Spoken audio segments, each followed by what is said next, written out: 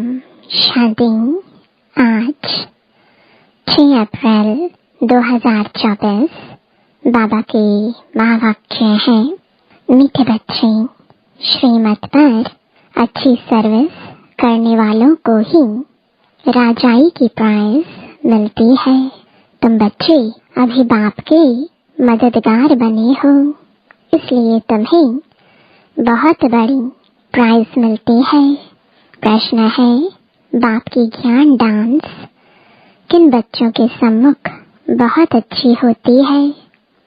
उत्तर है, जो ज्ञान के शौकीन है, जिन्हें योग का नशा है, उनके सामने बाप की ज्ञान डांस बहुत अच्छी होती है। नंबरवार स्टूडेंट है, परंतु यह वंडरफुल स्कूल है। कईयों में जरा भी ज्ञान नहीं है, सिर्फ भावना बैठी हुई है। उस भावना के आधार पर भी वर्षे के अधिकारी बन जाते हैं। ओम शांति। रूहानी बच्चों को रूहानी बाप समझाते हैं। इसको कहा जाता है रूहानी ज्ञान व स्पिरिचुअल नॉलेज। स्पिरिचुअल नॉलेज सिर्फ एक बाप में ही होती है और कोई भी मनुष्य मात्र में रूहानी नॉलेज होती नहीं। रूहानी नॉलेज देने वाला ही एक है, जिसको ज्ञान का सागर कहा जाता है। हर एक मनुष्य में अपनी अपनी खूबी होती है ना। बैरिस्टर है, डॉक्टर है। हर एक की ड्यूटी पार्ट अलग अलग है। हर एक की आत्मा को अपना अपना पार्ट मिला हुआ है और अविनाशी पार्ट है। कितनी छोटी आत्मा है, वंडर है ना। गाते भी है, चमकता है भ्रुकुटी के बीच अजब सितारा। यह भी गाया जाता है, निराकार आत्मा का यह शरीर है तख्त है, बहुत छोटी सी बिंदी और सब आत्माएं एक्टर्स हैं। एक जन्म के फीचर्स न मिले दूसरे से, एक जन्म का पार्ट न मिले दूसरे से। किसको भी पता नहीं है कि हम पास्ट में क्या थे, फिर फ्यूचर में क्या होंगे। यह बाप ही संगम पर बैठ समझाते हैं। सुबह को तुम बच्चे याद की यात्रा में बैठते हो तो छाई हुई आत्मा प्रज्वलित होती रहती है, क्योंकि आत्मा में बहुत जंग लगी हुई है। बाप सोनार का भी काम करते हैं। पतित आत्माएं जिनमें खाद पड़ती है, उनको प्योर बनाते हैं। खाद पड़ती तो है ना, चांदी, तांबा, लोहा आदि नाम भी ऐसे हैं। गोल्डन एज, सिल्वर एज, सतु प्रधान, सतु, रजो, तमो, यह बातें और कोई भी मनुष्य गुरु नहीं समझाएंगे, एक सतगुरु ही समझाएंगे। सतगुरु का अकाल तख्त कहते हैं ना। उस सतगुरु को भी तख्त चाहिए ना। जैसे तुम आत्माओं को अपना अपना तख्त है, उनको भी तख्त लेना पड़ता है। कहते हैं, मैं कौन सा तख्त लेता हूँ, यह दुनिया में कोई को पता नहीं है। वह तो नीति नीति कहते आए हैं, हम नहीं जानते हैं। तुम बच्चे भी समझते हो, पहले हम कुछ भी नहीं जानते थे। जो कुछ भी नहीं समझते हैं, उनको बेसमझ कहा जाता है। भारतवासी समझते हैं हम बहुत समझदार थे। विश्व का राज्य भाग्य हमारा था, अब बेसमझ बन पड़े हैं। बाप कहते हैं तुम शास्त्र आदि भल कुछ भी पढ़े हो, यह सब अब भूल जाओ, सिर्फ एक बाप को याद करो। गृहस्थ व्यवहार में भी भल रहो। सन्यासियों के फॉलोअर्स भी अपने अपने घर में रहते हैं। कोई कोई सच्चे फॉलोअर्स होते हैं तो उनके साथ रहते हैं, बाकी कोई कहाँ रहते हैं। तो यह सब बातें बाप बैठ समझाते हैं। इसको कहा जाता है ज्ञान की डांस। योग तो है साइलेंस, ज्ञान की होती है डांस। योग में बिल्कुल शांत रहना होता है। डेड साइलेंस कहते हैं ना, 3 मिनट डेड साइलेंस, परंतु उसका भी अर्थ कोई जानते नहीं। सन्यासी शांति के लिए जंगल में जाते हैं, परंतु वहां थोड़ी ही शांति मिल सकती है। एक कहानी भी है, रानी का हार गले में। यह मिसाल है शांति के लिए। बाप इस समय जो बातें समझाते हैं वह दृष्टांत फिर भक्ति मार्ग में चले आते हैं। बाप इस समय पुरानी दुनिया को बदल नई दुनिया बनाते हैं। तमो प्रधान से सतो प्रधान बनाते हैं। यह तुम समझ सकते हो। बाकी यह दुनिया ही तमो प्रधान पतत है, क्योंकि सब विकारों से पैदा होते हैं। देवताएं तो विकार से पैदा नहीं होते। उनको कहा जाता है संपूर्ण निर्विकारी दुनिया। वॉइसलेस वर्ल्ड अक्षर कहते हैं, परंतु उनका अर्थ नहीं समझते। तुम ही पूज्य सुपुजारी बने हो। बाबा के लिए कभी ऐसे नहीं कहा जाता। बाप कभी पुजारी बनते नहीं। मनुष्य तो कण कण में परमात्मा कह देते हैं। तब बाप कहते हैं भारत में जब जब ऐसी धर्म ग्लानि होती है, वो लोग तो सिर्फ ऐसे ही श्लोक पढ़ लेते हैं, अर्थ कुछ भी नहीं जानते। वह समझते हैं शरीर ही पतित बनता है, आत्मा नहीं बनती है। बाप कहते हैं पहले आत्मा पतित बनी है, तब शरीर भी पतित बना है। सोने में ही खाद पड़ती है, तो फिर जीवर भी ऐसा बनता है, परंतु वह सब है भक्ति मार्ग में। बाप समझाते हैं हर एक में आत्मा विराजमान है। कहा भी जाता है जीव आत्मा, जीव परमात्मा नहीं कहा जाता। महान आत्मा कहा जाता है, महान परमात्मा नहीं कहा जाता। आत्मा ही भिन्न भिन्न शरीर लेते पाठ बजाती है, तो योग है बिल्कुल साइलेंस। यह फिर है ज्ञान डांस। बाप की ज्ञान डांस भी उन्हों के आगे होगी जो शौकीन होंगे। बाप जानते हैं किसमें कितना ज्ञान है, कितना उनमें योग का भी नशा है। टीचर तुम जानते होंगे ना, बाप भी जानते हैं कौन कौन अच्छे गुणवान बच्चे हैं। अच्छे अच्छे बच्चों का ही जहाँ तहाँ बुलावा होता है।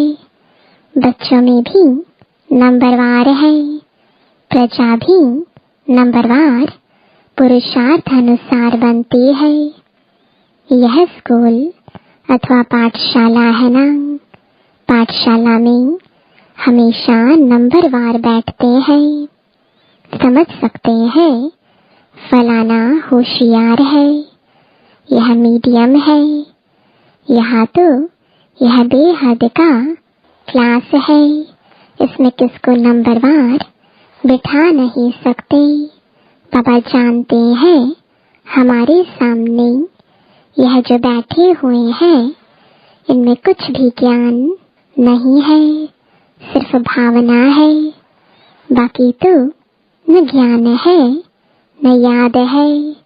इतना निश्चय है यह बाबा है, इनसे हमको वर्षा लेना है। वर्षा तो सबको मिलना है, परंतु राजाई में तो नंबरवार पद है। जो बहुत अच्छी सर्विस करते हैं उनको तो बहुत अच्छी प्राइज मिलती है। यहाँ सभी को प्राइज देते रहते हैं। जो राय देते हैं, माथा मारते हैं, उनको प्राइज मिल जाती है। अभी तुम जानते हो विश्व में सच्ची शांति कैसे हो। बाप ने कहा है उनसे पूछो तो सही कि विश्व में शांति कब थी, कभी सुनी व देखी है। किस प्रकार की शांति मांगते हो, कब थी? तुम प्रश्न पूछ सकते हो, क्योंकि तुम जानते हो जो प्रश्न पूछे और खुद न जानता हो तो उनको क्या कहेंगे। तुम अखबारों द्वारा पूछो कि किस प्रकार की शांति मांगते हो। शांति धाम तो है जहाँ हम सब आत्माएं रहती हैं। बाप कहते हैं एक तो शांति धाम को याद करो, दूसरा सुख धाम को याद करो। सृष्टि के चक्र का पूरा ज्ञान न होने कारण कितने गपोड़े आदि लगा दिए हैं। तुम बच्चे जानते हो हम डबल सिरताज बनते हैं। हम देवता थे, अब फिर मनुष्य बने हैं। देवताओं को देवता कहा जाता है, मनुष्य नहीं, क्योंकि दैवी गुणों वाले हैं ना। जिनमें अवगुण है वह कहते हैं मुझे निर्गुण हारे में कोई गुण नहीं। शास्त्रों में जो बातें सुनी है वह सिर्फ गाते रहते हैं अच्युतम केशवम। जैसे तोते को सिखलाया जाता है, कहते हैं बाबा आकर हम सबको पावन बनाओ। ब्रह्मलोक को वास्तव में दुनिया नहीं कहेंगे, वहाँ तुम आत्माएं रहती हो। वास्तव में पाठ बजाने की दुनिया यही है, वह है शांति धाम। बाप समझाते हैं मैं बैठ तुम बच्चों को अपना परिचय देता हूँ। मैं आता ही उसमें हूँ जो अपने जन्मों को नहीं जानते। यह भी अभी सुनते हैं, मैं इनमें प्रवेश करता हूँ। पुरानी पतित दुनिया रावण की दुनिया है। जो नंबर 1 पावन था वही फिर नंबर लास्ट पतित बना है। उनको अपना रथ बनाता हूँ। फर्स्ट सो लास्ट में आया है, फिर फर्स्ट में जाना है। चित्र में भी समझाया है ब्रह्मा द्वारा मैं आदि सनातन देवी देवता धर्म की स्थापना करता हूँ। ऐसे तो नहीं कहते हैं देवी देवता धर्म में आता हूँ। जिस शरीर में आकर बैठते हैं वही फिर जाकर नारायण बनते हैं। विष्णु कोई और नहीं है। लक्ष्मी नारायण अथवा राधे कृष्ण की जोड़ी कहो। विष्णु कौन है यह भी कोई नहीं जानते हैं। बाप कहते हैं, मैं तुमको वेदों, शास्त्रों, सब चित्रों आदि का राज समझाता हूँ। मैं जिसमें प्रवेश करता हूँ वह फिर यह बनते हैं। प्रवृत्ति मार्ग है ना, यह ब्रह्मा सरस्वती फिर वह लक्ष्मी नारायण बनते हैं। इनमें यानी ब्रह्मा में मैं प्रवेश कर ब्राह्मणों को ज्ञान देता हूँ। तो यह ब्रह्मा भी सुनते हैं, यह फर्स्ट नंबर में सुनते हैं। यह है बड़ी नदी ब्रह्मपुत्रा, मेलाभी सागर और ब्रह्मपुत्रा नदी पर लगता है। बड़ा मेला लगता है जहाँ सागर और नदी का संगम होता है। मैं इसमें प्रवेश करता हूँ। यह वह बनते हैं। इनको वह यानी ब्रह्मा सो विष्णु बनने में 1 सेकंड लगता है। साक्षात्कार हो जाता है और झट निश्चय हो जाता है, मैं यह बनने वाला हूँ, विश्व का मालिक बनने वाला हूँ। तो यह गदाई क्या करेंगे? सब छोड़ दिया। तुमको भी पहले मालूम हुआ बाबा आया हुआ है, यह दुनिया खत्म होने वाली है। तो झट भागे। बाबा ने नहीं भगाया। हाँ, भट्ठी बननी थी। कहते हैं कृष्ण ने भगाया। अच्छा, कृष्ण ने भगाया तो पटरानी बनाया ना। तो इस ज्ञान से विश्व के महाराजा महारानी बनते हो। यह तो अच्छा ही है, इसमें गाली खाने की दरकार नहीं। फिर कहते हैं कलंक जब लगते हैं तब ही कलंगीधर बनते हैं। कलंक लगते हैं शिव बाबा पर, कितनी ग्लानि करते हैं। कहते हैं हम आत्मा सो परमात्मा, परमात्मा सो हम आत्मा। अब बाप समझाते हैं ऐसे है नहीं। हम आत्मा अभी सो ब्राह्मण है। ब्राह्मण है सबसे ऊंच कुल। इनको डायनेस्टी नहीं कहेंगे। डायनेस्टी अर्थात जिसमें राजाई होती है। यह तुम्हारा कुल है बहुत सहज।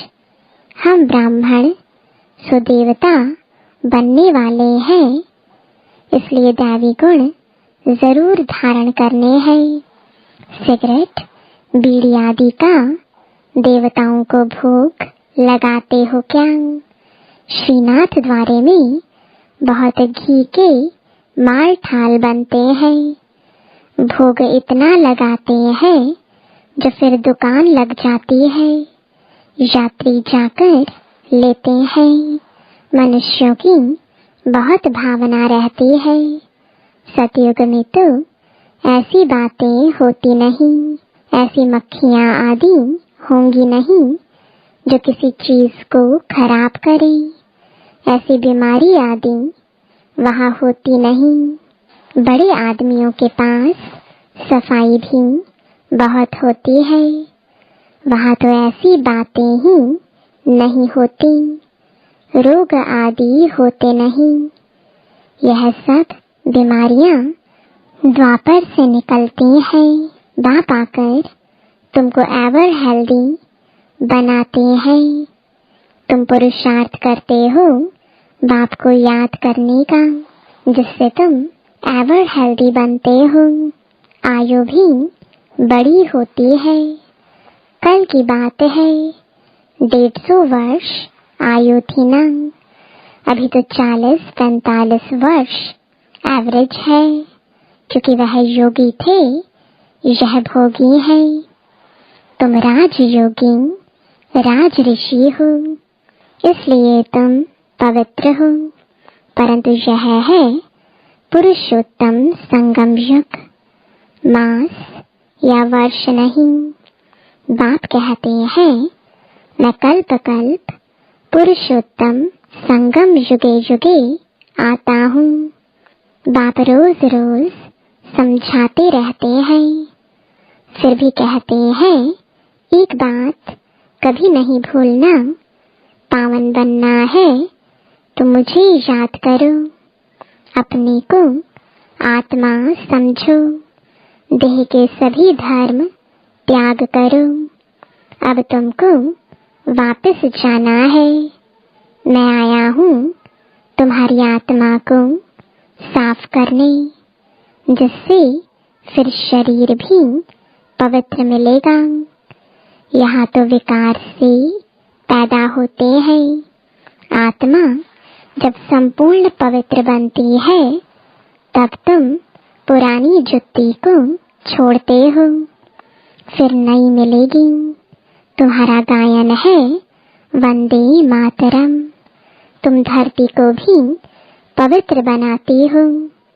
तुम माताएं स्वर्ग का द्वार खोलती हो, परंतु यह कोई नहीं जानता।